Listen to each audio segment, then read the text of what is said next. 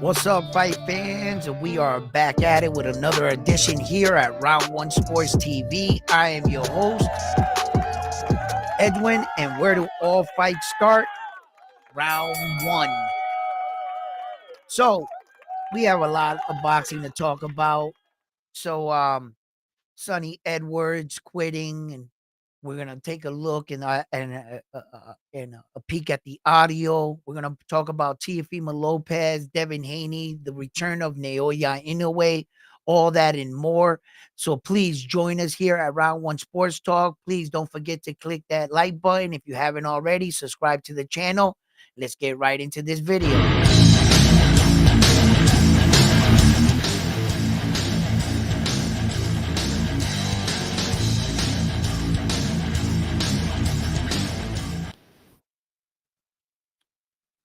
So, man, Sonny Edwards. He's a good fighter, man. He did pretty good for himself. He became a world champion, and just the other day, Sonny Edwards was defeated. He was stopped in the fight. They released audio um, of his corner asking him, how's he feel in the match, and we're gonna take a peek, take a look, and tell me what you think. Have you got it in your legs to keep moving? Right? Close to him, lad. Standing too close. Have you got it have you got it in your legs to keep moving? Man, no, I'm gonna be broken. I don't want to be. Don't be fucking stupid, lad. Don't stop fucking. Listen, stop fucking feeling sorry for yourself right now. Stop feeling fucking sorry for yourself because you've had one bad fucking round.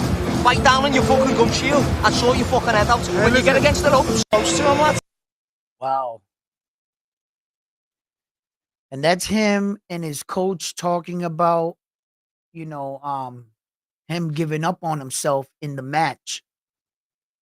Now, I want to talk about that. A lot of people can see that happening and they could take it a lot of different ways. When we talk about fighters taking a loss or a bad beating, and you ever hear the announcer or the commentator say, "This fighter will never be the same." He it every man is not the same in a defeat, and depending how you lose, that can have a big effect on the fighter and his future as a fighter.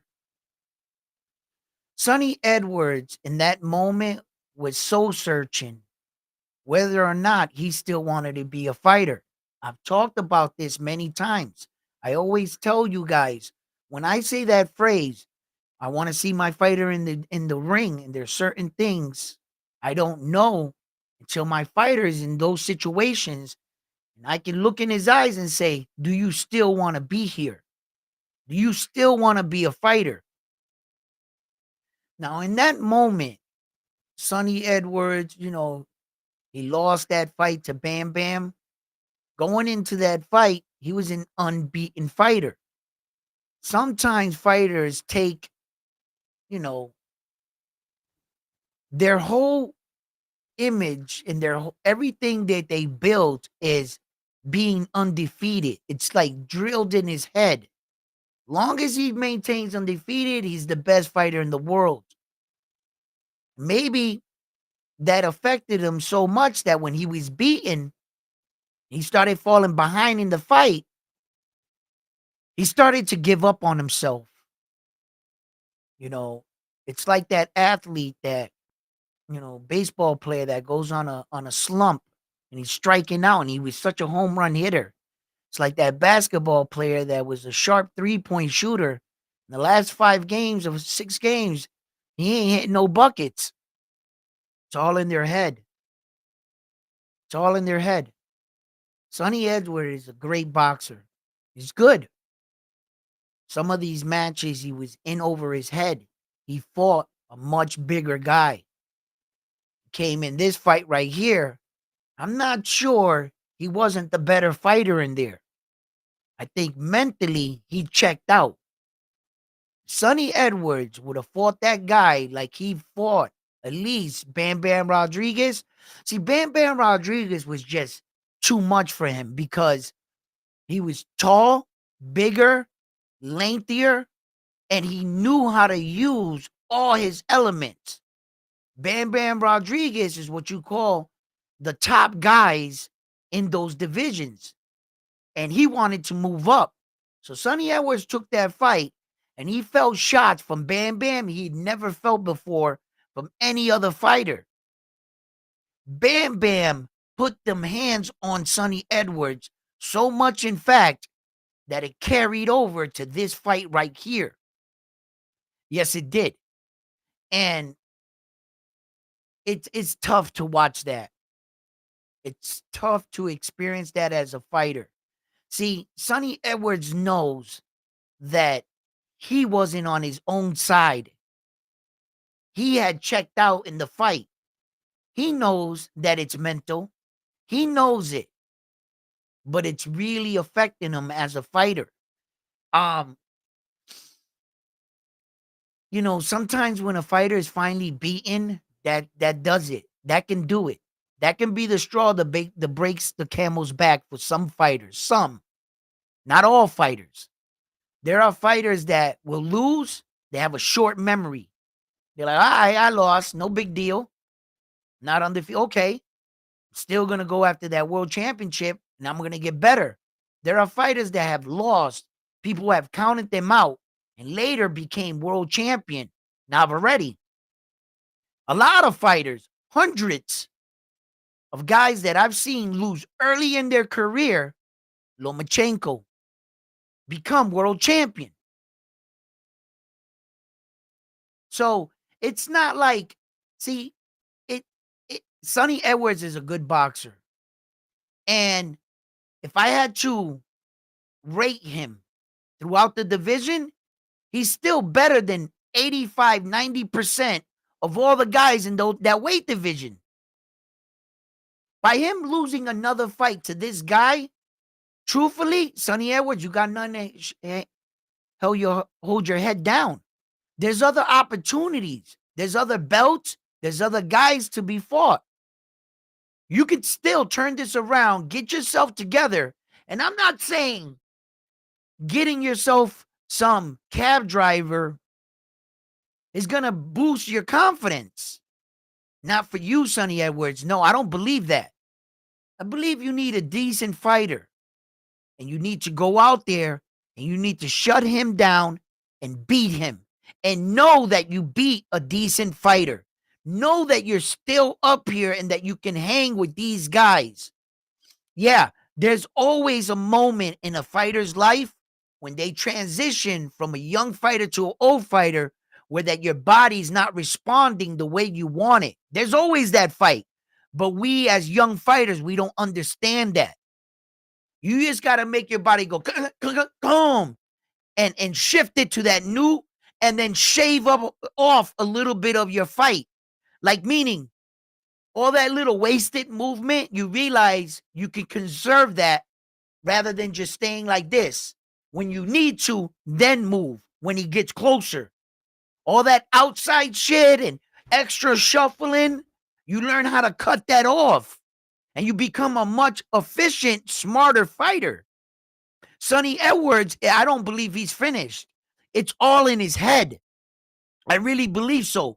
Because he never really took that real bad ass whooping. I mean, Bam Bam gave it to him. It might have not have seemed like on the outside it looked bad, but I think it was even worse for him mentally.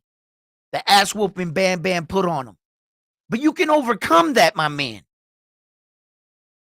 He's one of those guys that once you beat him in his head, he's not the best. And he can't get out of his own head. Sonny, I've seen that before. But I've also seen men overcome that in multiple sports. You see that athlete, you thought he was done. Randy Moss. When Randy Moss went to the Raiders, everybody thought he was done. They was like, oh, he's at the end of his, he's no more. Bro, they traded him to New England with Tom Brady. That 2006, yo, that was a crazy run. They thought he was done, right? We've seen this with athletes. They were great athletes. They just go through this period. And some of them athletes, they quit on themselves before they learn how to overcome that. Before they learn that every athlete experiences that drop right there. And you just got to turn that engine back on, baby. Have confidence in yourself. Believe in yourself. When your back's against the wall, when everyone is doubting you, when you don't see the light at the end of that tunnel, you can't see what's next for you. Stay the course. Fight the storm. You can still be successful.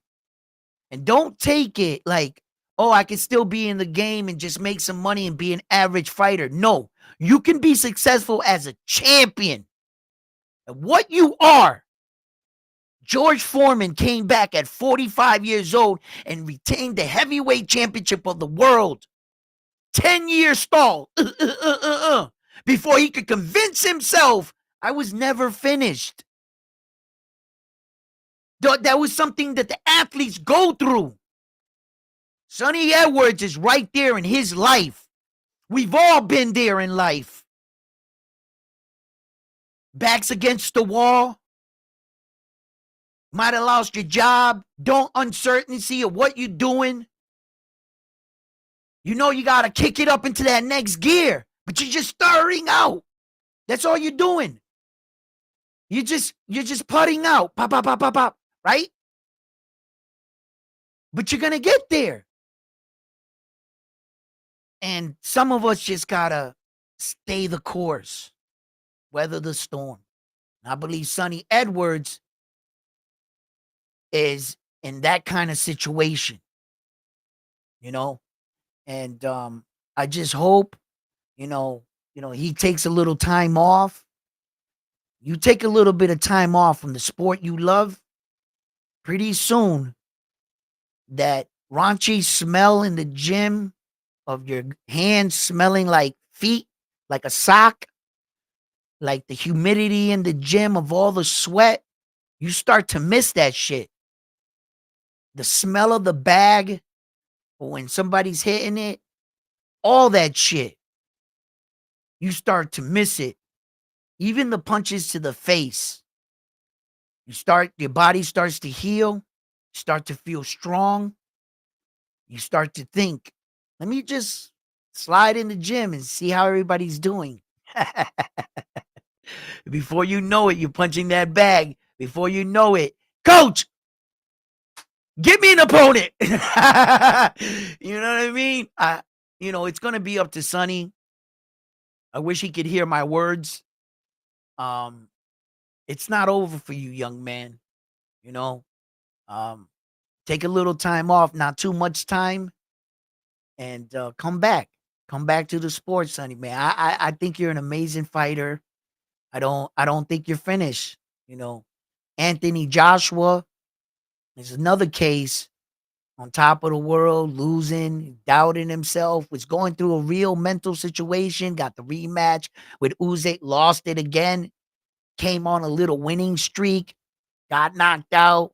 He's back there. Sometimes life is really harsh on some of us, but they say that the Lord don't give you what you can't handle. You just got to handle it. Sometimes in life, we have to step up. Everything can't be given to you. You can't always be winning. You got to be down by 10 in the fourth quarter with 12 minutes on the clock. You got to get a game plan to come back in life, right? Come on, man. Be your biggest cheerleader. Cheer yourself on as you go through life. This is your movie. Whatever scene you want to happen next, trust me, you can make it happen. So I think that some of these athletes, Some of us need some time away. You know, we see the stories now with Teofimo Lopez, Devin Haney, Ryan Garcia, and how their fight has affected them in their lives. You see everything and all the scandals and all the situations and all the bad situations Ryan Garcia put himself after that fight. Look at that, all the criticism and everything Devin Haney's gone through after that fight. Sometimes in life, you got to ask yourself, you know, what's the price you're going to pay for some of your actions? And some of the things that you say and some of the situations you put yourself in. At some point, you got to take responsibility for your side of the street and acknowledge whatever the situation was, you put yourself there. Maybe not, it might not be the outcome you wanted, but look at all the scrutiny Ryan Garcia and Devin Haney has gotten after their fight. Has it gotten any better for any of the two gentlemen? At what price? Devin Haney now, for me, really needs to get himself back in the ring and in a fight. I think that Devin Haney, his father alluded to maybe moving up in weight. And Jaron Boots Ennis right now seems to be in a little bit of a pickle between him, Ortiz, and his promoter, Ed Hearn.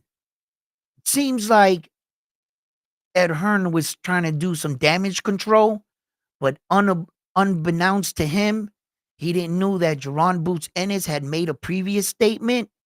Maybe Ed Hearns overspoke a little, and when the guy told him, Jaron Boots Ennis said he didn't know anything, he tried to like clean it up a little.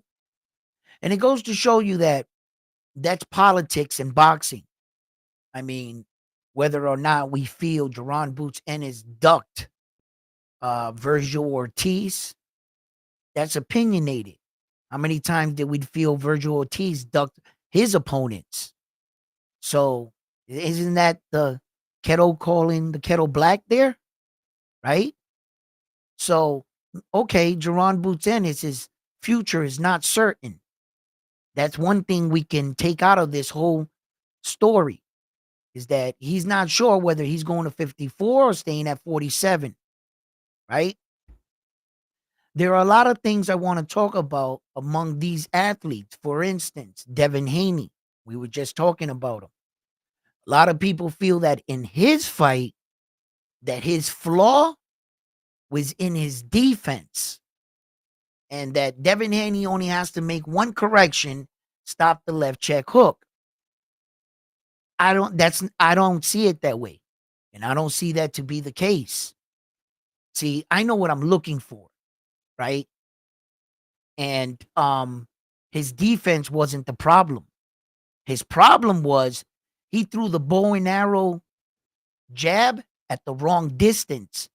He didn't anticipate Ryan getting to the target that fast.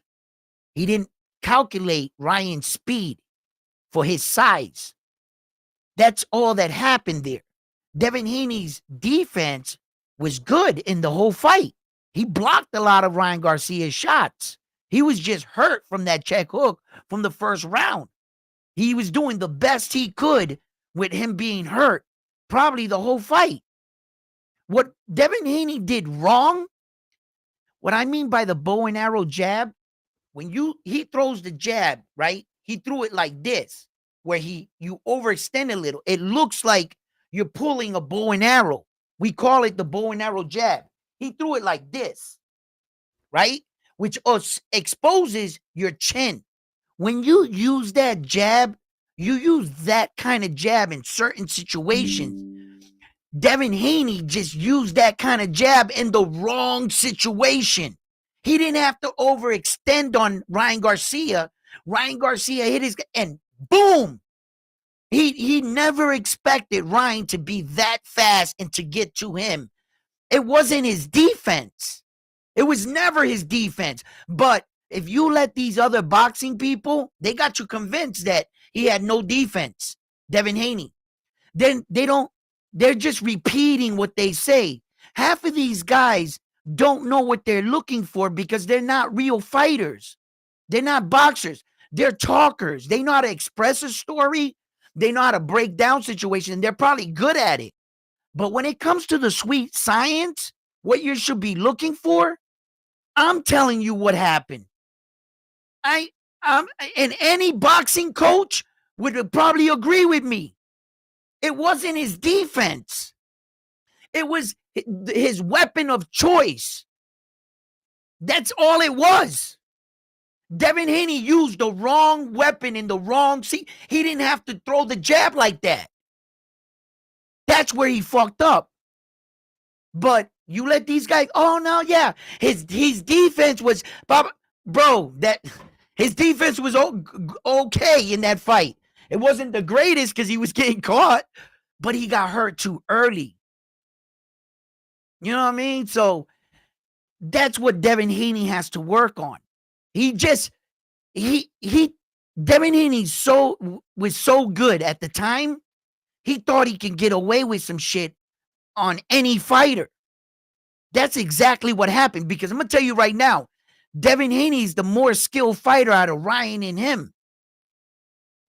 What beat him was brute strength and just bigger size. That's what beat Devin Haney. And the fact that he got hurt early, bro. He was hurt early. Yeah, he was. And it made him a little gun shy. He never been hit like that clean. Devin just, that was the wrong weapon to use in that situation. He got away with it with other fighters, with Loma. They were just little. They were smaller. They couldn't get to him. Devin Haney's elusive too. He's got a good, and Ryan was just like looking down at him. And he just snapped him, pow. And Devin, I swear to you, if I ever talk to Devin Haney, I mean, this privately, I'd probably talk about this, but I would ask him, I'd be like, bro, he got to you quick, huh? I bet you Devin never thought that he could get to him that fast and that he can get away with that kind of shit. Like he got away with every other fighter. Ryan surprised him. That's what happened, bro. Wasn't his defense at all. It was the wrong selection of punch. So, Devin, man, like, that's another fighter. He got the O overturned. We all know that, right? Okay, cool. Right? But the mental part is what I'm talking about, like Sonny Edwards. How does Devin Haney respond from that? Yeah, on paper, he's still undefeated. But here in his head, he got his ass whooping. He knows it. Regardless with the juice, regardless if it got taken away. It's not like, you can talk about it and say as a person, but you're not Devin Haney. You didn't take that ass whooping. You don't feel like he feels in his own head, in his own skin. You can talk confidence for him. You could bring up any argument point and make him feel better, but you're not him. You will never be Devin Haney. Only Devin Haney can answer that. How does he respond? You could say he's good. Yeah, you could say whatever the fuck you want to say. You're not Devin Haney.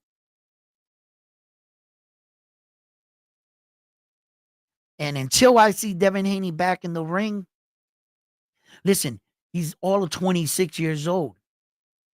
He's still a young man. I expect to see like another at least 8 years of Devin Haney at least. And in that time, I hope he unifies and become undisputed once again. I hope he becomes undisputed in another weight division. And he shuts a lot of these people up. I hope Devin Haney goes up there and whoops all the competition's ass up there. Jerron Boots Ennis might just be leaving the 147, going to 154. That's a big fucking division to jump in right now. That's a big decision right there. There are a lot of killers at 154. And Jerron Boots Ennis, is that another case of mental? He didn't have a good performance. He knows. He knows he didn't train like he should have for that fight. When the guy asked him to go 154, and then he said, yeah, but we thought you wanted to unify with some of the champions. Then he switched his tune real quick and said, well, if one of the champions fights me at 147, then I'll fight the So why can't you stay there if it was hard for you to make the weight? But all of a sudden, if you get a title fight, you can make the weight. Jerron Boots Ennis. You didn't hear about the Virgil Ortiz offer, but your promoter acknowledged it. Jerron Boots Ennis. Are you going through a little soul searching from that last fight? I think so. A lot of these fighters, man, we think they're robots. Sometimes we believe that, you can just because you say it, your guy should jump and spring into action and be able to whoop ass on because you said so. Some of these guys are coming out of wars, battles. They need a little lesser foe, and we could revisit a bigger fight. And some guys are about the money. Show me the money. Brian Norman Jr. told Eddie Hearn and Boots, show me the money, and they didn't want to pay him. Maybe Ed Hearn's lost a lot of bets. Who knows? How them pockets feeling? You know what I mean? He'll be okay. He'll be okay. Right? So, and that's just a joke. Ed Hearn and Matchroom and them, they got the Saudi prince. They had the money, man, but I think he was on a little bit of a losing streak. Maybe they didn't want to sign off on him because Ed Hearn lost a lot, like a lot. So, where's Jerron Boots in his career live from here? But very interesting to see where else does Devin Haney go? And all the fighters I mentioned today, I feel they have a lot of soul searching and a lot of decision making to make. And even though Jerron Boots Ennis is not on the end where he lost the fight, right? But he needs to find his way and what he's going to do. You got Mario Barrios skinning, and I mean sliding by a victory here to retain his title. Is there ever going to be a day where these guys unify? So there, I I like this Navarrete fight that's coming up right now, and it's two rematches that are going to be taking place. Robersi is doing some soul searching of himself right now. He lost his belt to Espinoza, and Espinoza is riding on a high. He already defended the title and officially declared himself the champion of that division. No longer believes that Robersi holds that crown. He is the champion. He beat him. He defended it. Robersi's a thing of the past in his head. He just got to get over this hurdle and then continue down the champion's path. As for Robersi right now is saying to himself, I can't believe I lost that fight. I dropped him. I had him hurt. How did I go wrong? How did he manage to come back and outwork me and beat me and take my belt like that? Where did I go wrong? Is he the better fighter? Or am I not good enough to be world champion anymore? These fighters have soul searching to do. And Robersi, right now, if he wants to be world champion again, he's going to have a short memory and come in there and fight like a champion. In order to be a champion in this sport, in this sport right here, you can't shoot a three-pointer to beat me. You can't catch a pass. Ain't none of your teammates coming to help you. You in there alone, by yourself. And everything you worked on or didn't work on is going to show on that night. Do you want to be a fighter? Do you want to be a champion? How bad do you want it? And these are some of the questions some of these fighters are going to have to ask themselves. Sometimes fighters get into these situations in life. And me as a fan, I can recognize some of these situations. I don't think Sonny Edwards is finished. No, I don't. I don't think Robersi is finished. No, I don't. I don't think AJ is finished. No, I don't. I think AJ still has a good fight. And no matter if Deontay Wilder and him lost, I can guarantee you, if they were to put them two to fight, I'd tune in. I've always wanted to see that fight. I've always wanted to know who would win.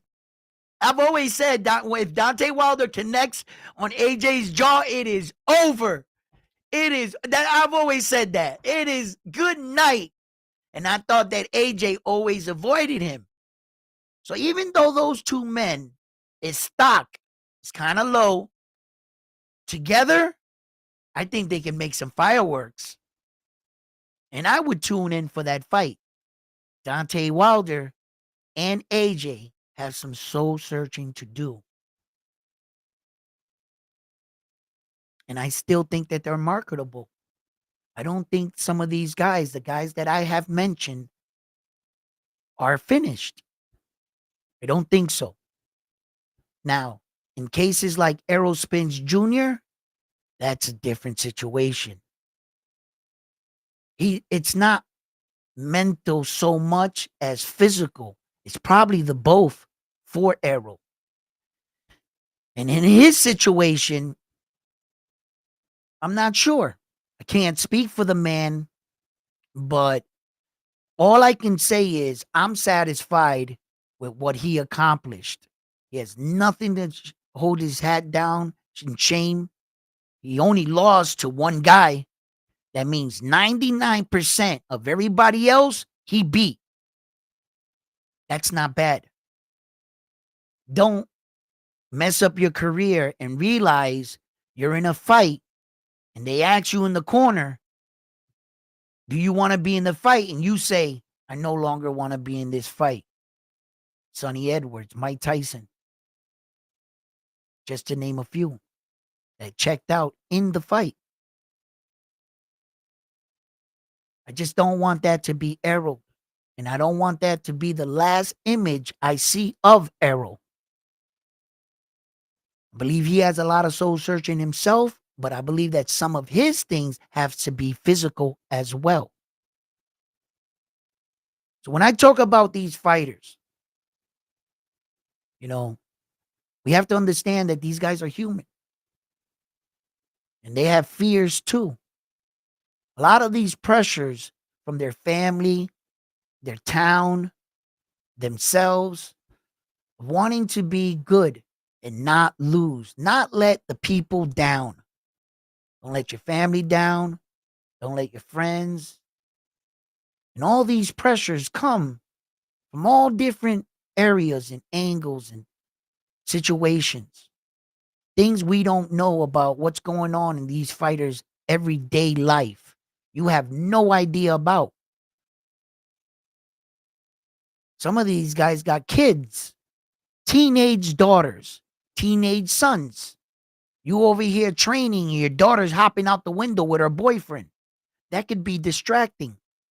You're trying to tell your daughter, yo, don't do this. You don't want to get pregnant. Yo, punk, stay away from my daughter. But you got a fight coming on. It's not always necessarily your wife's cheating on you or something else. Shit, your taxes on your house could be. You don't know what these fighters are going through. There's a lot of these fighters that have to deal with this mental pressure. How tough really are you? You could be tough this way, but not so tough this way. You could be tough this way, but not so tough this way. Or you could have your chi, you can be balanced. A lot of us wish we were all balanced, I would like to think I am, but I know there's work to be done. Yes. Let me see what you guys are talking about here.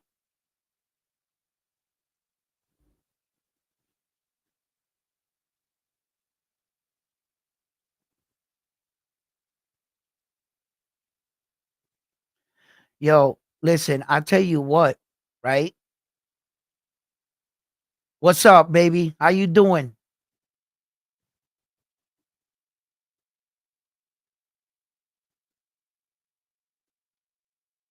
What's up, Carlos? How you doing? They talking about Virgil versus Zender Zion. What do I think about that fight? Um uh I wanted to talk about that too. I'm glad you brought it up, right? Um when I heard that, right? Because now the focused off of Jerron Boots Ennis, and now they're trying to bring up my young man. Now, there's a point in time where that you have to decide as a coach, as a team, and as a fighter. And you can't just allow your fighter to talk you into it sometimes, right? Sometimes your fighter, just like your child in life, is trying to tell you, Dad, let go of the bike. I got this. And as a father, you're nervous on letting go of that bike seat for your little girl to start pedaling. You let go of that seat, but you're cautious as fuck. You're like right there, right? And she's pedaling. She not now she's doing good, right? But she starts to look back behind. You're like, yo, look forward. Like, right? You gotta teach her, right? So it's because you love your child, right? And as a coach, you love your fighter. And you always want to believe in your fighter, but you just don't want your fighter to take off. Like you're like, slow down. You're like, yo, hold on, whoa, whoa, whoa, whoa. When you say Virgil Ortiz, man, the way they've built him up, it can be a little that you're like, he just had 100% knockout ratio just coming into his last fight. Let's just remember that 100% knockout ratio. But and then you start to break down his competition. His competition was really not that much better than Xander Zion's competition, if you want to break it down. How many world champions has Virgil Ortiz fought? Real champions, not interim champions. Because interim champions, he fought a few of them. I would like to know, right? So I'm like, wait a minute. Yeah, he had 100% knockout ratio. Yeah. In his last fight, he got dropped twice. So I saw a chink in his armor. You know, Golden Boy helped him out. You know what I mean? 2 knockdowns and you don't win the fight? Come on, right? So I'm like, okay, but that would be top rank going against Golden Boy, right? So if Oscar got it, fucking Uncle Bob got it too, baby, right? How you want to do it, right? So as far as backing, I don't think that they top Bob Aaron's gonna let them the judges get him, right? So I'm like, okay, the fight itself. Fuck it, bro. I think Xander Zion is ready. He showed that he even got that much better in his last fight. You ever hear him talk? He doesn't have a girlfriend. He doesn't care about anything else in life. All he cares about is becoming a world champion. It's all he wants. Whether that's talk or not, if it's the truth, I'm going to support him either way, but I'm going to support him even more, knowing he's living a warrior's life, knowing that he gives me the feeling, and I could see it in his performances. I could see if he was boxing the next fight and he looked sluggish or his performance dropped and I got to make excuses for him. No. Every single time I saw young Xander Zion, the next time he got that much better. He's a big kid. He can take a punch. He's got a punch. And you got to admit, he can fight. He might be a little green in some boxing situations, but from here to there, he might shock the world. He might just shock the world. And I'm saying to right now, Oscar De La Hoya, from me to you think you want to put Virgil Ortiz in with my fucking gallo, right? I'm going to tell you right now, Xander Zion's going to surprise you, bro. He's going to surprise all of you. And I'm at the point where I'm like, fuck it. Sink or swim, Xander Zion. Prove to these motherfuckers you him. Fuck it. It's time, baby. He there's no more he should be.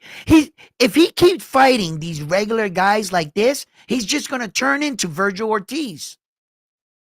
That's it. He's just gonna. So what separated Devin Haney from Tank Davis, Ryan Garcia, Teofimo Lopez, and those kind of guys, what separated Devin Haney from them, he dared to be great early. I can't say that there wasn't opportune times for Devin Haney to fight for those. Tank Davis to fight for those belts before Devin Haney had a time. Yes, there was.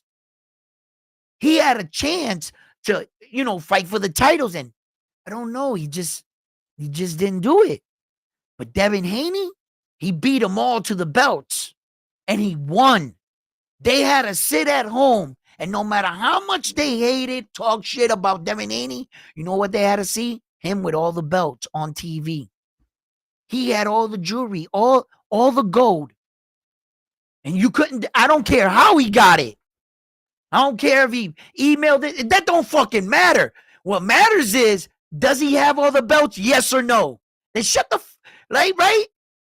Unless you're doing that, what do you got to say?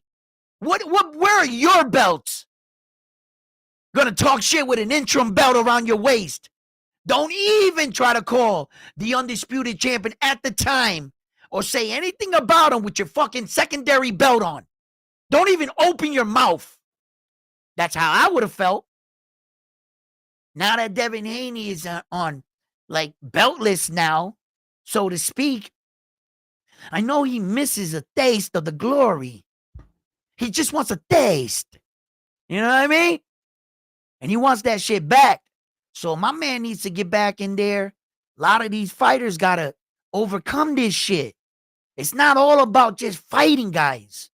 Nah, man, there's a lot that goes into it. There really is. Some guys are so crazy in boxing, because you got to be a little crazy, right? That some guys don't even notice this. That's not the mental part. They're just like, put me in, go. They don't win, lose, or draw. I see guys like that. Yo, their spirit is never broken, but they can't fight for shit. But yo, they got the fucking craziest will, bro. They can be bleeding battered. They'll get up. Where are you going? We still got to fight. And you're like, bro, I'm piecing you up. And he's standing there like, come on, let's go. Yo, that kind of fucking spirit, that unbreakable mental, sometimes, man, the gods don't bless you with skill. But I know those kind of guys, man, right? And then you got this guy with all the skills in the world, but up here, he break, man, on one defeat, and it's some weird. Not everybody is blessed with everything. The like Naoya inoue. I believe he's about as complete as we're gonna get. That Japanese dude is something else. He really is, man. But he had a good upbringing with the Japan culture, at least.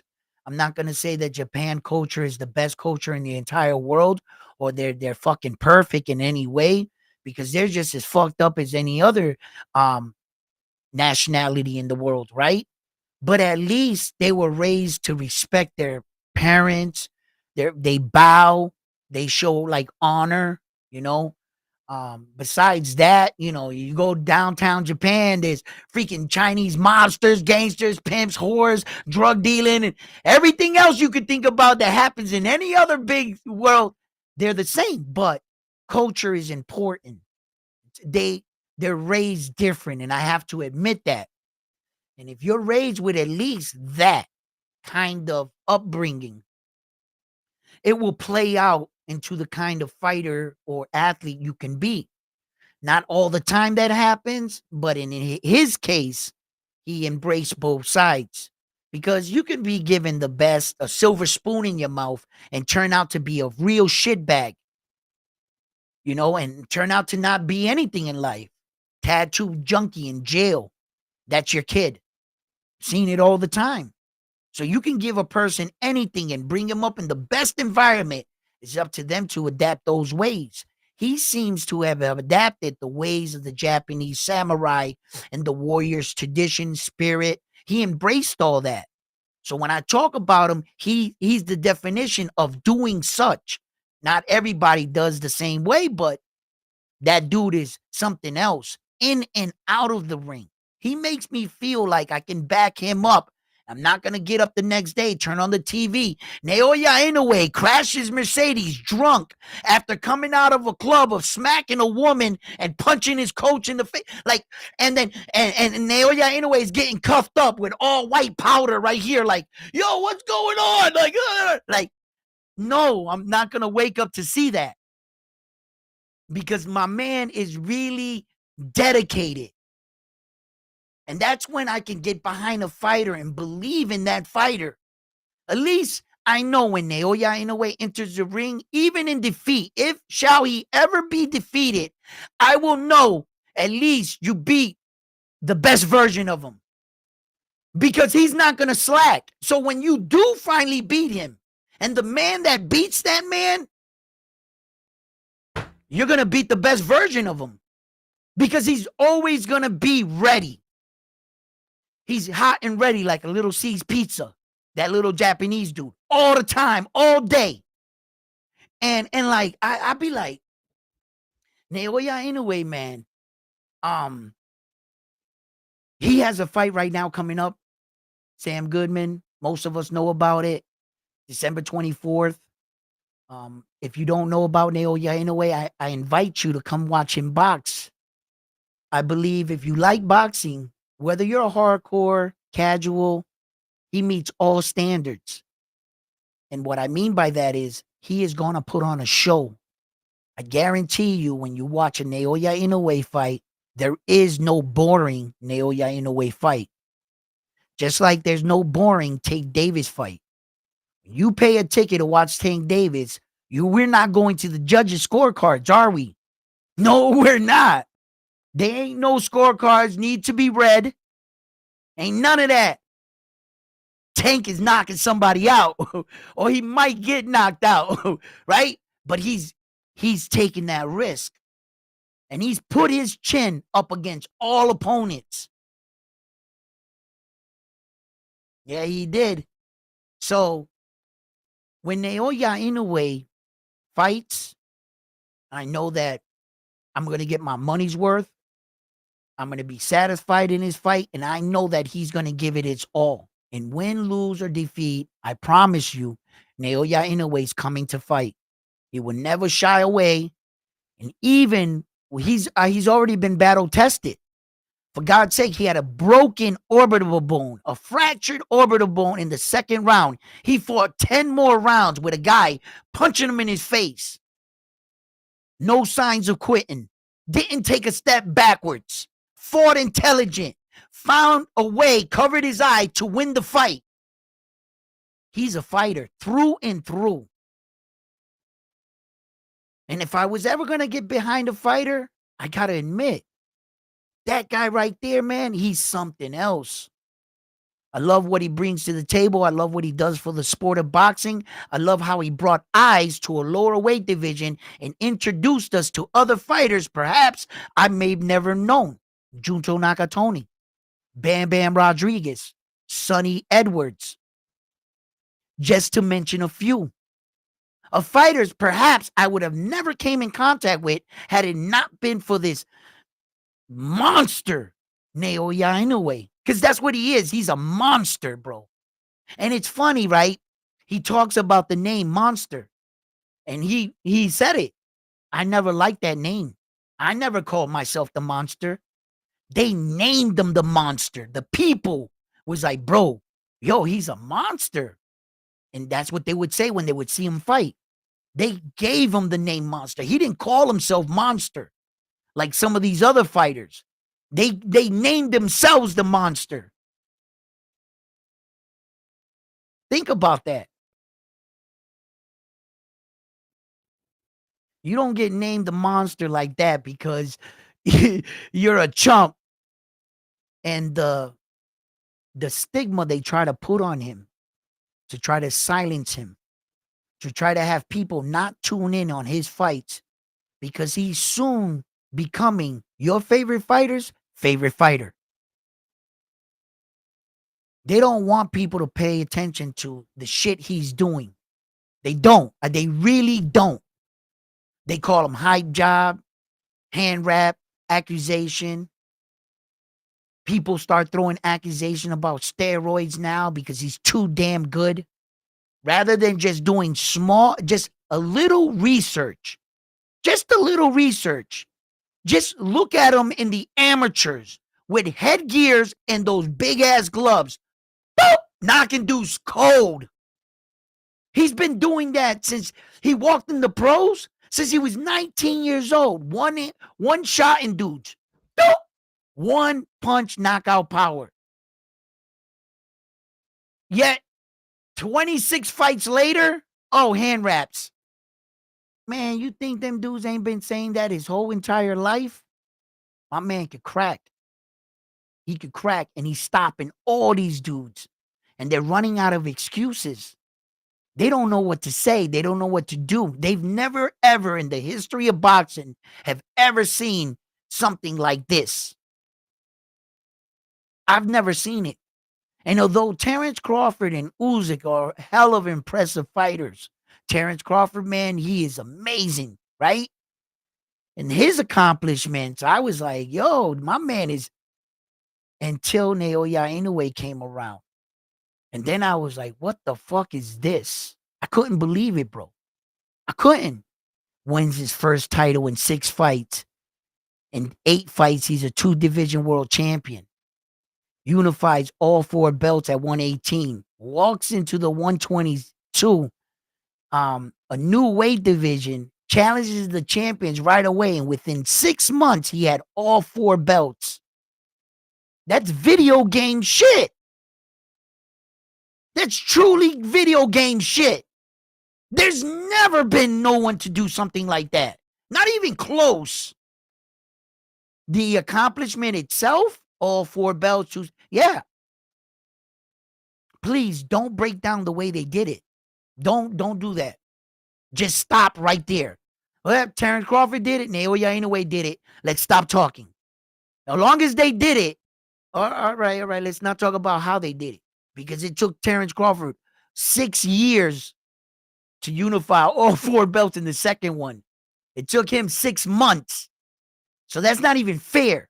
So let's just not talk about that. And let's just, okay, they both did it.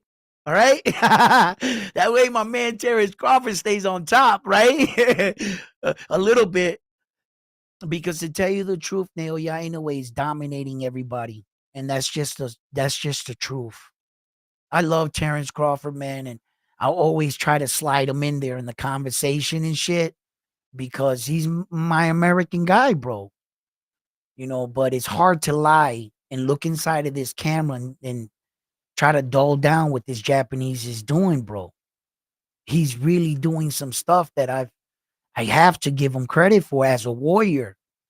As a warrior and as a fighter, you know, this is what I talk about. Honesty, the purity of the sport. Don't cheat me by words. Don't try to down me by downgrading my performances by trying to say I'm a hype job, hand wraps, or all these accusations. Don't do that. Give him credit for what he's actually doing in his weight division. Don't start comparing them and saying, well, Terrence Crawford fought better. Man, that's a weak argument. Weak. That's like some third grade argument shit. Right? How the hell could I compare Terrence Crawford's competition? They're not in Naoya Inoue's weight division. How could I compare Naoya Inoue's competition to Terrence Crawford? That's not fair. I can't say a guy at 118 is going to perform better than a guy at 140. Or the guy at 140 is better than... Come on, man. Where are we going with this? Why can't we just say the truth? What Terrence Crawford did in his weight division? Who did he do it with? How many belts does he have? What did he do? Okay, then what did he do with what was in his weight division? Because if it was so easy on either side, why hasn't any other man in both their weight divisions followed suit? Why hasn't anybody followed or mirrored what Terrence Crawford did? If it was so easy for him to do that. All those great boxers at 140 and 147, not one of them came close to doing what Terrence Crawford did. Not one. And out of all the great bantamweight, super bantamweight, all of them, in the history of bantamweight fighters, no one has even came remotely close to the accolades Naoya Inoue has. If it's that easy. No Donaire, no one can do it. And he's flying by these guys. And I mean flying. I mean where the consensus is we don't see nobody beating him. In that division, he got to go up now again. He's already 4 divisions into his fight career, and it seems like the conversation keeps going to this point. He needs to move up. There's no one there. Yeah, there's no one there because he fucking massacred everyone. He destroyed everyone. It wasn't even close. Listen, when I'm talking about it wasn't even close, and I'm so boisterous about him destroying people, you know why? Bro, out of all his fights, they're saying statistically, he probably lost a handful of rounds. And I'm not sure if you just grasp what I just said. I'm not sure, right? Out of a boxer's career, every boxer's winning, losing rounds throughout their entire career. What they're saying, on average, Naoya Inoue loses 1 round every 4 fights. 1 round. Out of all his fights you'll ever watch, it's going to be real hard for you to find the round he actually lost. That speaks to complete domination. It's not that he's just winning. It's not that he's just knocking these guys out. It's that he is not losing many rounds. Listen, watch his career from the first fight to right now. You're going to notice, where did he ever lose a round? Actually, the only way I was giving Donaire that round because he actually cut his eye and broke his orbital bone. You got to give him points for that. Naoya Inoue actually outboxed him in that round. But I still would have to give the round to Donaire. And I gave Donaire like 2-3 more of those rounds, I believe. But that was about it. That was one fight. That is in fact, in Naoya Inoue's career, that's the one fight he lost the most round with. One fucking fight, bro. How many times did you hear Terrence Crawford coming into the 6th round? He's down on the scorecards. Tank Davis, he's down on the scorecards. He's going into the 6th round with Mario Barrio, and Tank Davis is losing. Lomachenko gave away all 5 rounds against Teofimo Lopez in the first half of the fight. All your champions, you can break down their careers. had fights where they were losing in the fight. They had, to this day, Naoya Inoue has never, ever been down in any of his fights, to make that clear. He's never had to come back in a fight. He's never been down in a fight in rounds. The fight's never been like, no. He's been winning all his fights. Dominance. Terrence Crawford's like, yeah, I was playing with my food. I allowed Sean Porter to stick around. Well, cool. He was American. You took it a little light on. I saw that. Whenever you wanted to turn it up, Terrence Crawford, you decided to. You got him out of there. But in the history books, it's going to say at one point, Sean Porter was up on the scorecards in that fight. You were actually losing that fight, Terrence Crawford. You see? He's never been down in any of his fights. So and then, for instance, Terrence Crawford got 40 plus fights. Naoya Inoue is still in his 20s. Means for everything that Terrence Crawford accomplished, the Japanese dude literally took his record and cut it in half. He accomplished everything he accomplished in half the time. Legitimately. That's why I can't deny him. I can't deny him. If I'm talking about the sport that I love, and my mission is to find the best fighter in the world, what does he look like? You got to acknowledge the best fighters in the world. And my man, right? Listen, shit. He's doing it. He's doing it real big. And when we look at Terrence Crawford, like situations he's put himself in, for instance, right? We got ourselves a problem. You guys do know this, right? What I mean by we got ourselves a problem is watch. Let me show you. I guess I can show you better than I can tell you, right?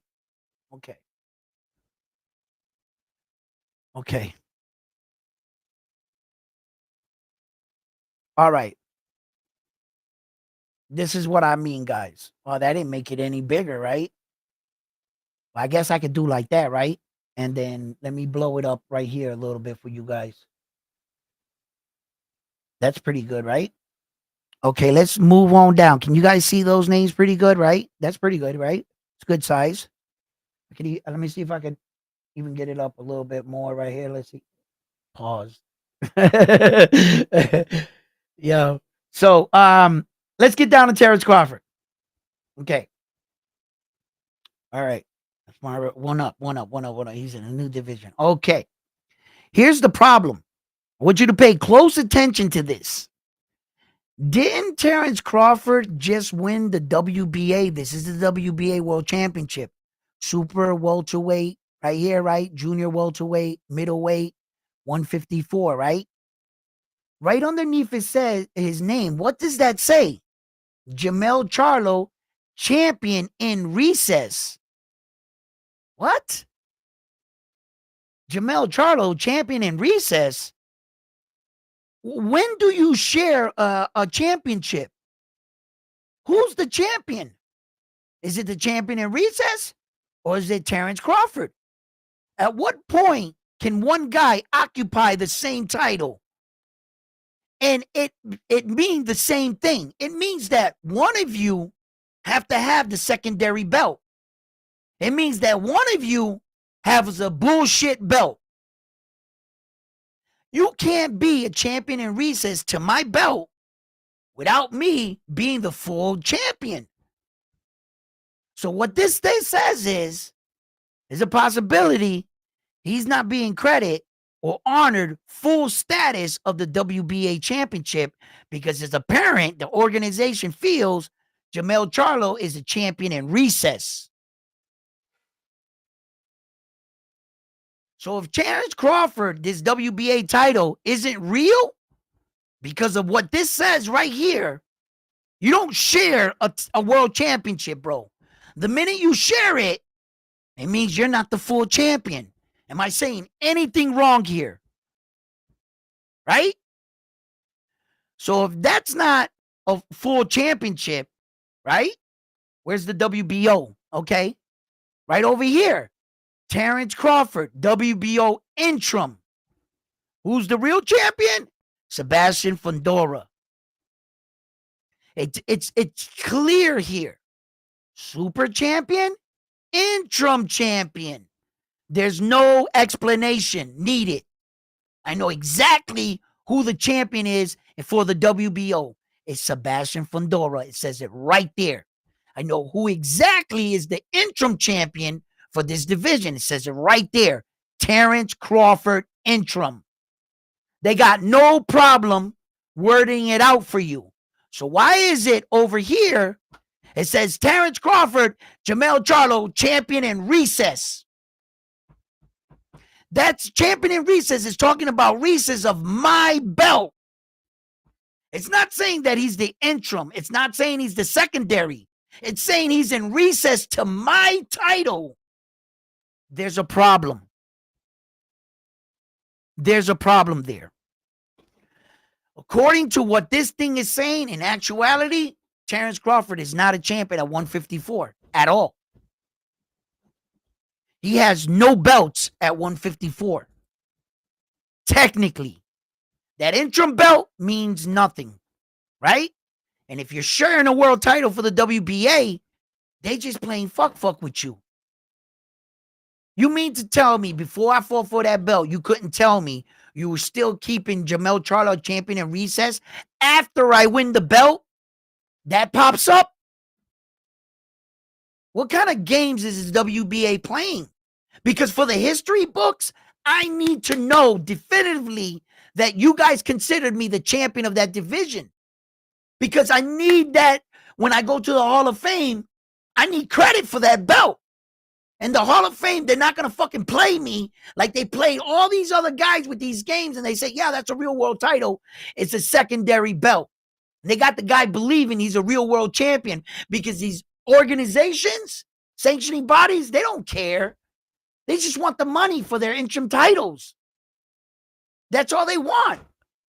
So, yo, this got to be explained for me. Somebody got some explaining to do. And listen, I'm not sitting here saying these things. That's what they're putting out. You guys seen it for yourself.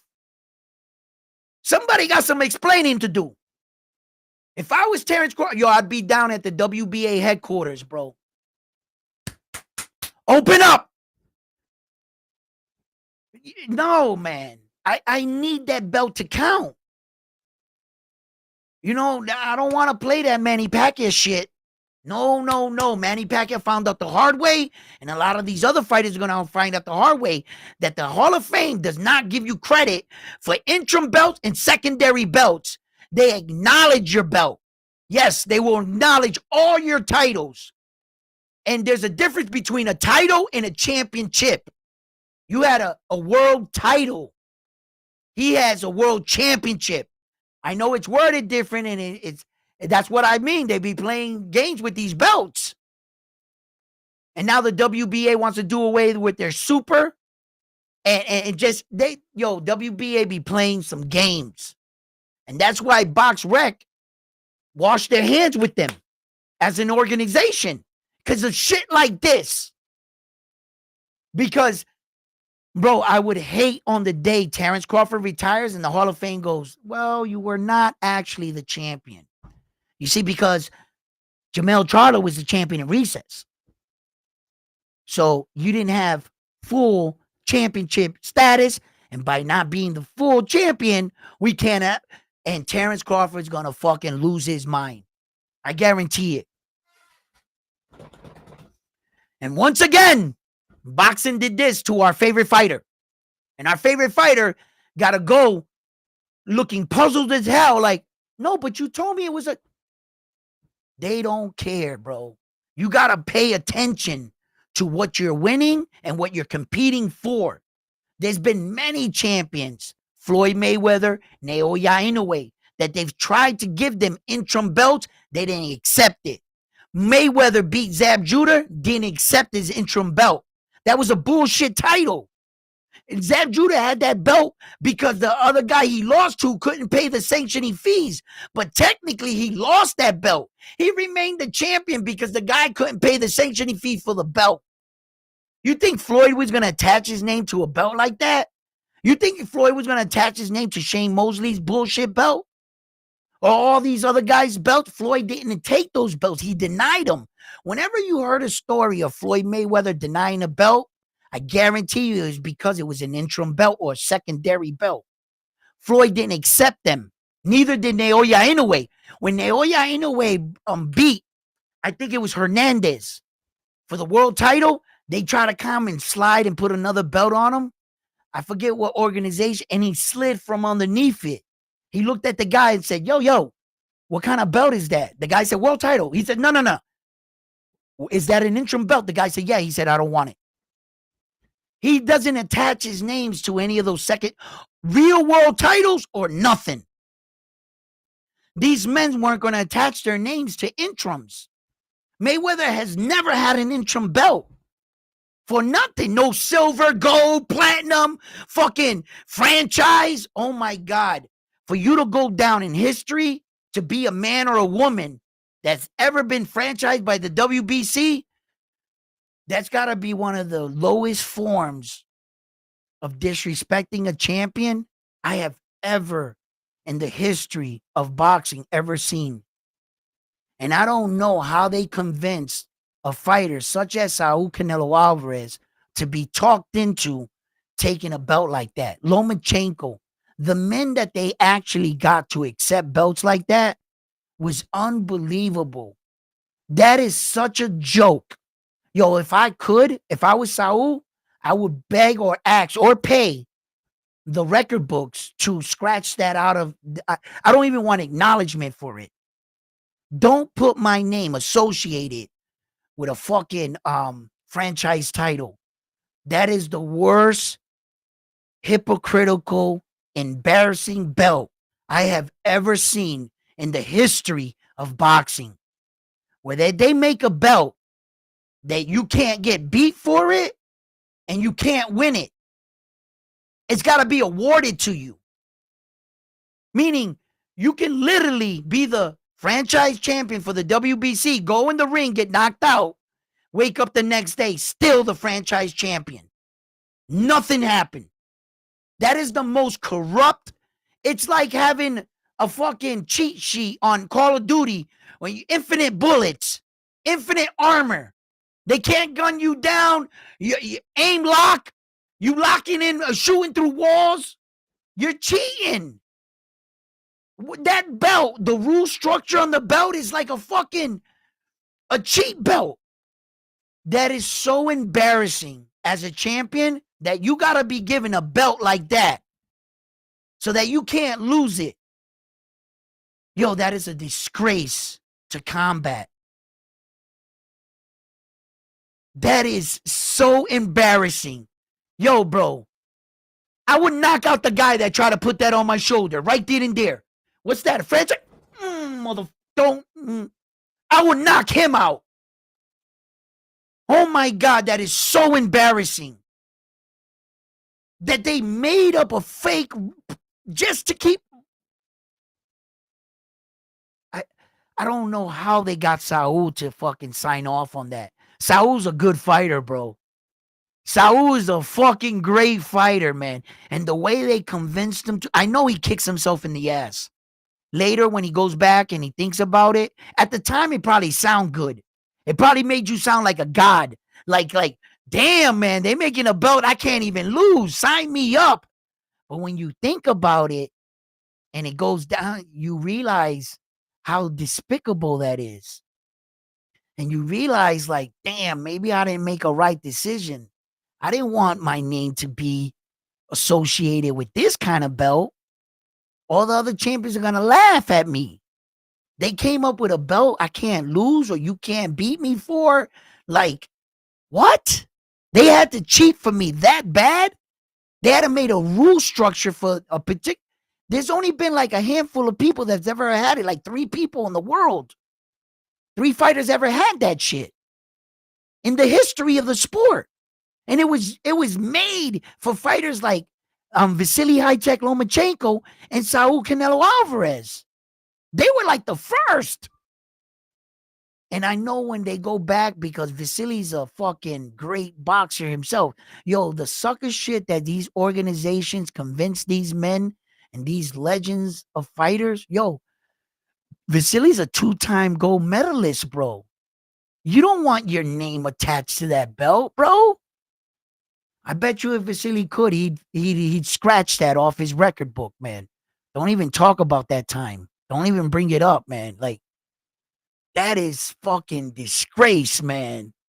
But these are shit that happens, man. Some of these fighters get talked into this and they get played. Maybe it wasn't, they didn't understand everything. They said, oh, don't worry, we got you. And when he realized he was like, fuck, like, I need the regular WBC World Championship. It got vacated. He went after it. And then he got the real one, you know? So, yeah, man, but some of these guys, man, I talk about it, they really need some soul searching. And a lot of these situations I speak of in boxing, man, it's good to see the ins and outs of fighting. What's up, guys? Let me, what you got to say here? D1, what's up? JBT, what? Turkey paid box records to remove them because they wouldn't play ball with Turkey, the WBA. Listen, Turkey Al-Sheikh, for all that money he got, he came into boxing with the wrong approach.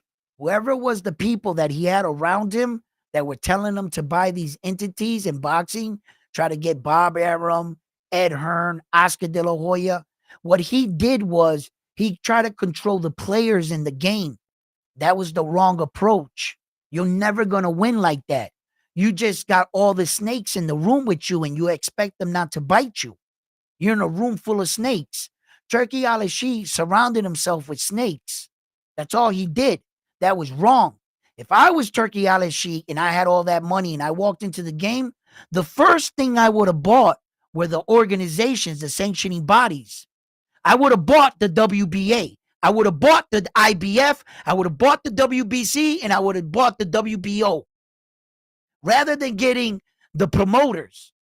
Once you got control of the belts, you're the one that sets the mandatories. All these fights, you didn't need to get the promoters to sign off on them or get them to play ball with each other. You controlled the fucking belts. You control everything. Turkey Al-Sheikh, whoever he had in his corner for business strategies, they dumb motherfuckers, bro. They might be smart, but they not street smart, bro. They ain't hustlers, baby. And they all bit. Well, we'll try to control the people. Dumbasses. That's all wasted money, bro. You're in a room full of snakes. You needed to control the game. All that other money was wasted by the organizations. Give them an offer they can't refuse. This motherfucker got billions of dollars. The fucking WBC ain't worth that much money. There's a price to that. He could have bought all of those. Or I would have bought stock in all the organizations until I control all the stock. That makes me the fucking the head of it. I make the decisions. I got the most stock in it. Whatever way I needed to get into those belts, that would have been my first attack. At the belts. You control the belts, you control everybody. They got to come to you to fight for the champions. I make the list. I make the rankings on all 4 belts. Bro, I'll get those fights to happen. I'll fucking start mandating champion after champion. You fight him. You going to fight him, or I'll take your belt. I'll take your belt. And you don't want the fight? Go to the back of the line. I'll get somebody else to get paid. Watch how fast you get these fights going.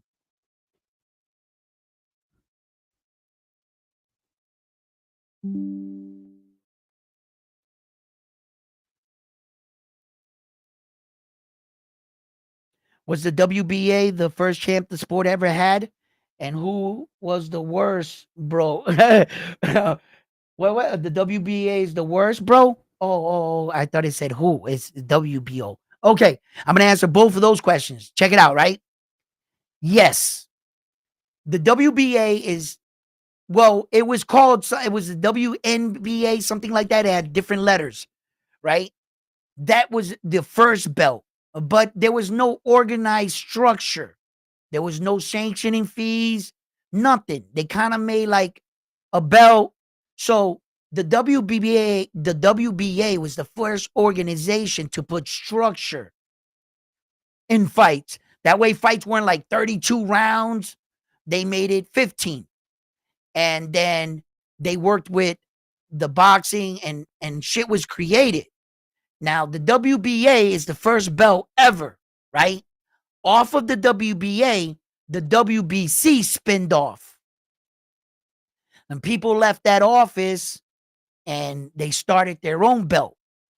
The WBC is what, when they came into the game, they changed the game forever. They made it worldwide. You know, it's not like the fucking football championship, the Vince Lombardi trophy, right? Let's say you win the Vince Lombardi trophy, right? And on the trophy, it says right there, world champions, right? What you mean, world champions? You didn't beat Italy. When did you play China? When did you beat Russia? When did you beat fucking Ukraine? You're not the world champion. You're the American champion. But yet on the trophy, it says world champion, right? But you're really not the world champion. All you beat was fucking New York, Boston, Texas, Florida. You didn't beat fucking China, right? So that's what happened. The WBC changed the game. You see all the flags on it? They made it worldwide, international. They went around the WBC, went to Peru, Panama, Russia, all, and they started holding boxing events to look for the best fighters in the world. And as the WBC started expanding and being worldwide, they started making youth tournaments, things like that. The WBA might be one of the most, you know, complicated organization where they don't really have a ranking system. They have a board of 32 members and they elect who they fight for the belt. You know, that's how they do it really in the WBC. But the WBC has become the strongest organization in all of the sanctioning bodies. They are the strongest.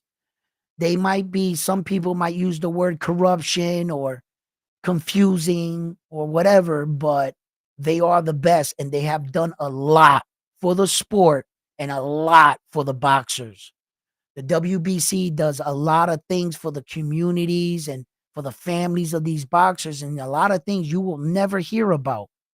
They have like this banquet where they call all the champions together and they do a lot for their fighters.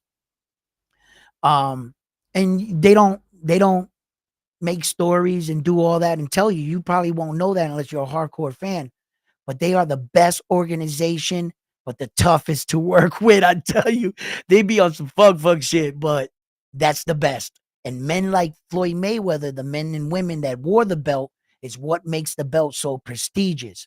It's the men and women that held your belt that says your belt, your organization had the best champions. So off of the WBC spun the IBF. And they were what we thought was going to be the last organization. Their headquarters is in Panama, the WBA, the IBF is in New Jersey, and the WBC is in Mexico.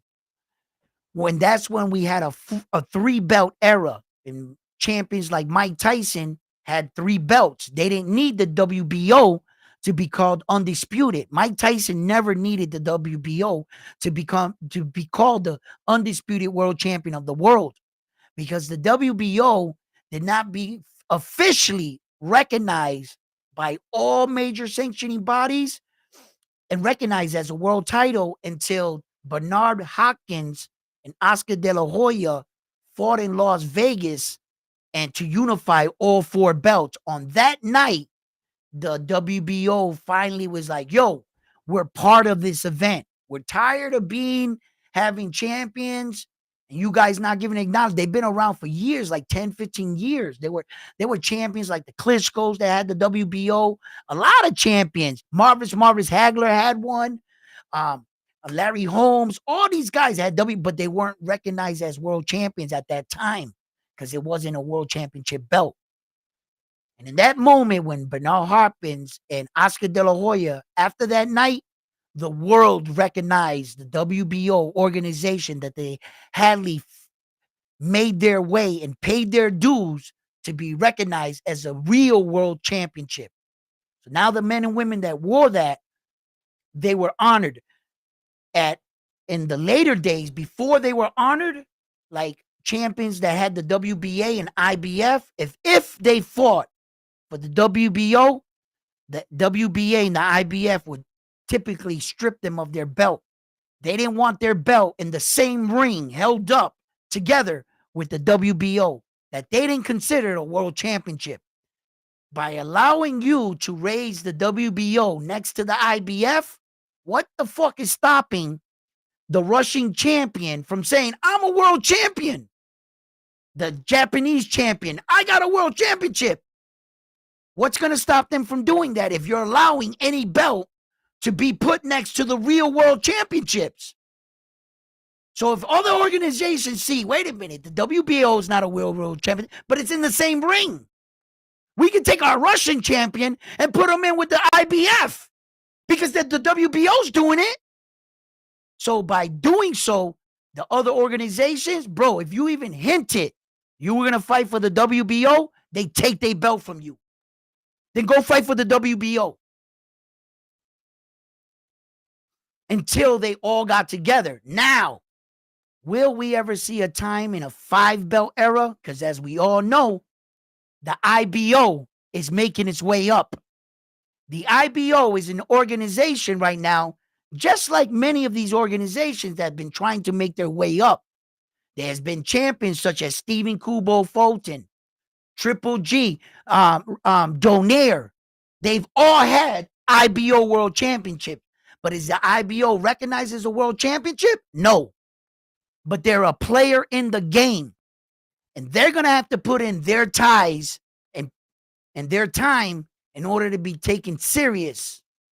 As a matter of fact, the first time in boxing history that I saw all 5 belts on the line, when Demetrius Bivol fought Arthur Benavidez, right? Why? Because Demetrius Bivol came into that fight with the IBO as well. And the last belt that Arthur needed. Demetrius had 2 belts, in fact. But the IBO guys, it's not considered a world championship.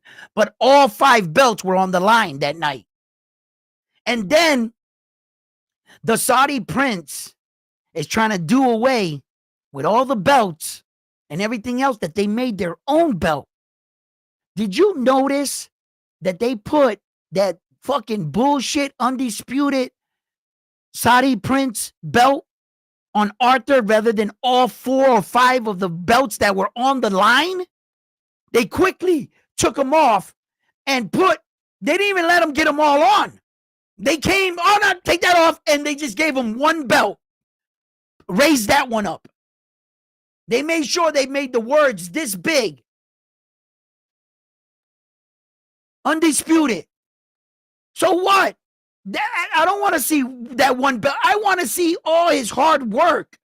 Put all the fucking belts on him. All 5 of them. That's what I wanted to see. Instead, they let him. What the fuck is that belt? Get that shit out of here, bro. It was cute. It was a nice award. You could have gave that to me. I would have raised it in probably the post fight. But in the middle of the ring? In the middle of the ring? Wait up, Saudi Prince. Hold up. I see what you're doing. You're good for the sport. You're giving us a lot of money. And I'm not knocking you for what you're doing, but you need to respect the belts. And I don't know, you just jumped in the ring and you think that you can just replace all our belts with this one fucking belt and think that I'm okay with it. I'm sorry. But since I've been a little kid, my dream was to hold these belts, not your made up unified belt. Although it was big and pretty and shiny. Okay. Hey, yeah, here you go. Hey, give me the belts. Come on. Put them all around me. I want all the belts. I want one here. I want one here. Oh, fucking one around my neck. Put one around my leg.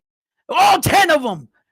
You know what I mean? Yo, I've been working my whole life to get there. And you're going to take that moment, that image of me in the ring with all the belts to put your belt on me that technically I'm not even fighting for. You made that shit up. So it depends how you view it. And me as a purist, like, fuck that, bro. I want these belts on me. That's what I was fighting for. I wasn't fighting for your made up unified belt. That's all I'm saying, man. And I respect what he's doing. I respect it. Was cool. It was a nice little belt. But you got to step out the way sometimes, bro. Shit is what it is. You know? So, hey, you know? And that's what I think about that, man, on D1. What's that say? JBT? Has something in there. I can't read it. So, you know, I hope I answered some of you guys' questions. What I'm proud of you. What's up, Carmen? How you doing? How you doing? And my aunt, how you doing? I didn't even recognize you was there, man. I hope you still in here. I love you guys, and I hope you guys are doing good and had a great Thanksgiving. Have an even better Christmas. Carmencita, I always know you do. You out of all my aunts, you know what I'm saying? It would be cool to hang out with her because, you know what I'm saying? We'll have fun then. You know what I mean? You know what I mean? So nah, man, but this boxing thing, man, I just, wanted to talk this morning. I saw that with Sonny Edwards, and it really like, I was like, man, it was tough to watch sometimes, but the reality is reality. And these fighters got to learn how to come over these mental hurdles. Absolutely. And it's tough. It's tough, but you can do it. You can achieve anything in life, man. Sometimes we're our biggest enemy. We're our worstest critics ourselves. So stop being so harsh on yourself and start going after what you want to go after. Even if it's small steps. You don't always have to run to what you got to get. And sometimes I've always felt like when opportunities come, don't always be so quick to take every opportunity or everything that presents itself. Sometimes, I've always done business and I'll tell the guy, give me 24 hours to think about it. And if he doesn't want to give you 24 hours to think about it, walk away. Walk away right there. Because if he's rushing it into you, say, nah, you don't need, look, we don't know if this will be here tomorrow. Why don't you do it right now? Now you're just trying to get me to not think things through. Now you want to offer me this position in the job, but you want me to take it right away. Why? Sometimes you got to think your way through some of these situations. So that's what I think we wanted to talk about. And that was mainly my focus on this show today was mental fortitude. How you approach the game. Somebody can step on your weight, fresh Nikes today or call you a motherfucker, but it's how you approach it. It's how you deal with it. Yeah, you stepped on them. Yeah, that was fucked up. All right, see you later. I got better important things to do than to fight with you over stepping on my sneakers. I'm much older, wiser, and I realized that there's more important things. And I kept it as basic and as simple as something as stepping on your sneaker so that you can see that there's other avenues to dealing with all your situations and problems. Don't always feel like you're in quicksand drowning. There's another way. You just got to calm down and think of different avenues. And for all these athletes, that's what I talk about. You know, Sonny Edwards, there's another way. Errol Spence Jr., a lot of these guys, athletes in general, us in life, having mental fortitude, the mental strength to get things done. Are you a talker or are you somebody that gets it done? Recognize what you've been and how you've been and what to change. Maybe I have been a talker. Maybe it's time to get shit done. It's never too late to switch it up.